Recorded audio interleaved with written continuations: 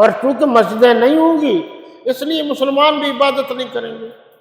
مسلمانوں کو یعنی مسجدوں سے دور رکھنے کے لیے مختلف ہیلے اور بہانے بنائے جاتے ہیں، اور پھر یا مسجدوں کو منہدم کر دیا جاتا ہے، جیسا کہ آپ کے ہاں دیکھ رہے ہیں اسلام آباد اور دیگر شہروں میں کہ مسلمان کہلانے والے اور مسلمانوں کی مسجدوں کو بالکل گرا دیتے ہیں۔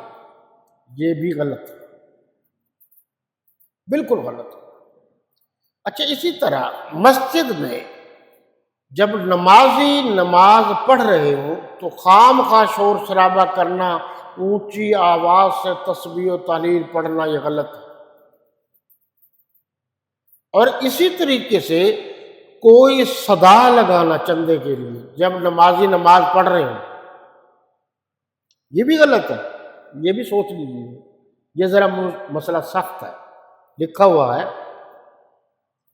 اسی طریقے سے اگر نمازی نماز میں مصروف ہے، کوئی نعت خوانی شروع کر دیتا ہے، کوئی تقریر شروع کر دیتا ہے، یا پہلے اعلان ہوا ہو تو ٹھیک ہے، ورنہ جس سے نمازیوں کی نماز میں خلل آئے، وہ کوئی کام ہو وہ غلط۔ اب ایک بات خاص کر یہ جمعۃ المبارک کو آج کل بھی آپ دیکھ سکتے ہیں کہ ہندوؤں کے دور میں تو ہندو جب مسلمانوں کی مسجد کے سامنے آتے تھے، چاہے وہ ڈھول ہو کچھ ہو، وہ بند کر دیتے تھے احترام میں، لیکن مسلمان مسجد کے سامنے آ کر ڈھول زور زور سے پیٹتا ہے، اور بعض علاقوں میں دیکھا ہے کہ وہ خوب ڈانس کرتے ہیں۔ یہ سب کا سب غلط ہے۔ اور کچھ بدبخت ایسے بھی ہیں جو مسجدوں کے اندر ڈانس کرتے ہیں پیر صاحب کو راضی کرنے کے لیے،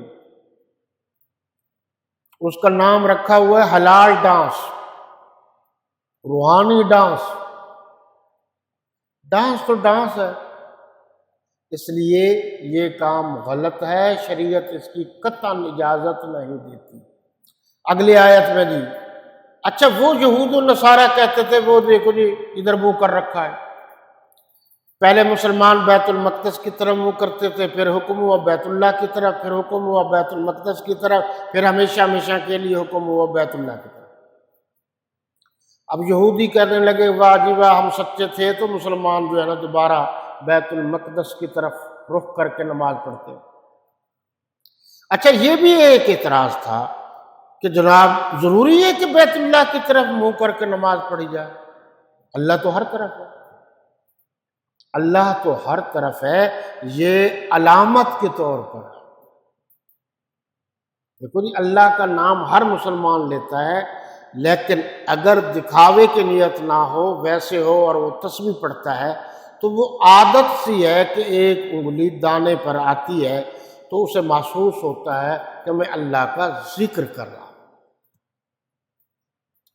تو کسی طرف بھی خصوصاً یعنی اب نہیں، پہلے کسی طرف بھی رخ کر کے نماز پڑھی جا سکتی تھی، اب سوائے خانہ کعبہ کے رخ کی کسی اور کی طرف رخ نہیں کی جا سکتی۔ ہاں، یہ ایک مسئلہ لکھا ہے کہ ایک آدمی سفر میں ہے، اس نے اپنی طرف سے سوچا کہ ادھر ہی بیت اللہ ہے، اس نے اس طرف رخ کیا، نماز پڑھ لی۔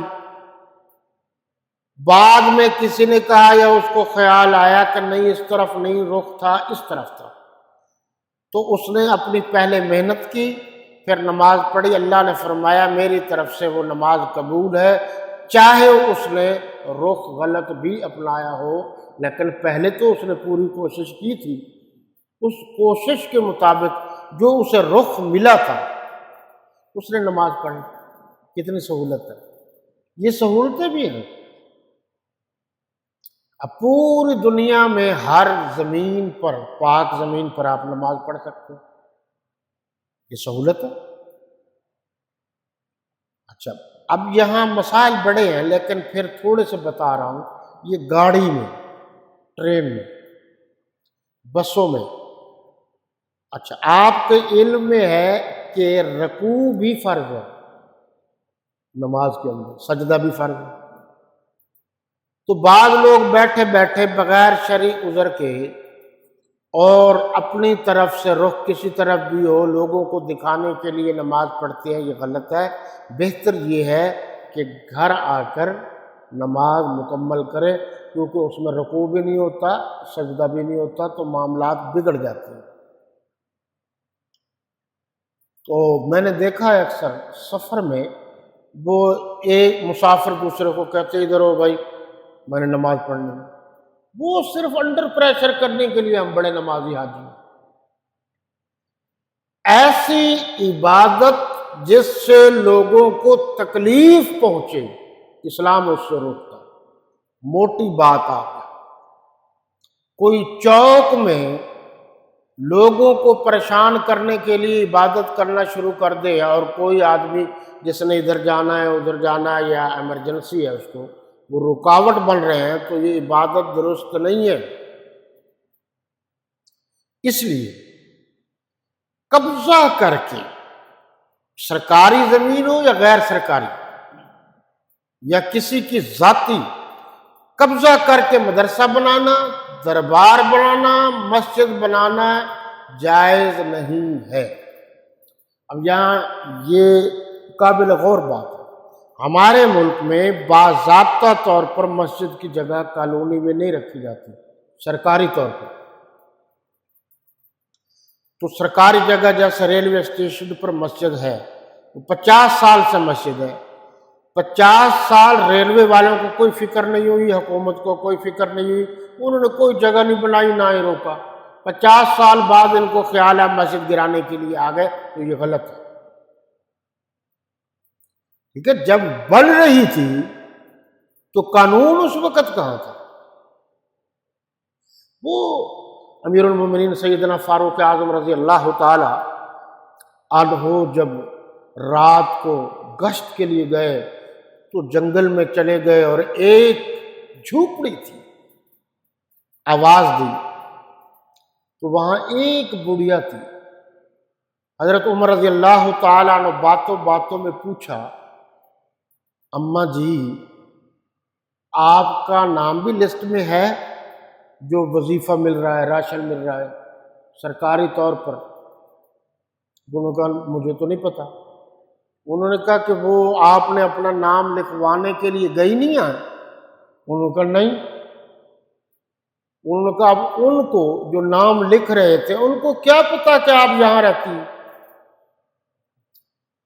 تو بڑے غصے سے بڑھیا نے جواب دیا، یہ حکومت کی ذمہ داری ہے کہ وہ رعایا کا خیال رکھے، کہاں کہاں رہتے ہیں کہاں کہاں نہیں رہتے۔ یہ رعایا کی ذمہ داری نہیں ہے کہ حکومت کے پیچھے گئے اور اپنے لسٹوں میں نام درج کراتے ہوئے۔ فاروق اعظم رضی اللہ تعالی عنہ نے اس بات کو قبول کیا۔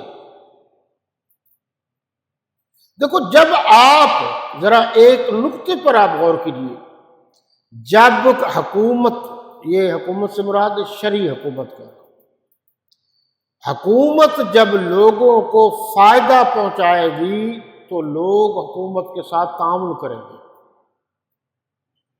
جب حکومت لوگوں کو ستائے گی تو لوگ مختلف حیل و بہانوں سے حکومت کے احکامات کو نہیں مانیں گے۔ اس لیے تو گاندھی نے کہا تھا کہ اگر مجھے دوبارہ حکومت مل گئی تو میں اس حکومت میں حضرت عمر رضی اللہ تعالی عنہ کا جو قانون تھا وہ نافذ کروں گا۔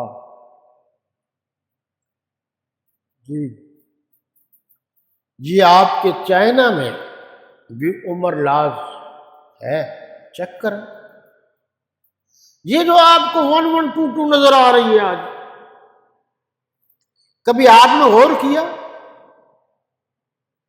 کہ لوگوں کو بھلائی کے لیے بر وقت علاج معالجہ کے لیے یہ کام حضرت عمر رضی اللہ عنہ نے کیا تھا، پھر چائنا نے کیا، وہاں سے لے کر پرویز الہی نے غالباً پھر یہاں شروع کیا۔ بہت اچھا کام ہے، تو جو صحیح کام ہے وہ بہت اچھا کام ہے۔ ایسے ہی اگر حکومت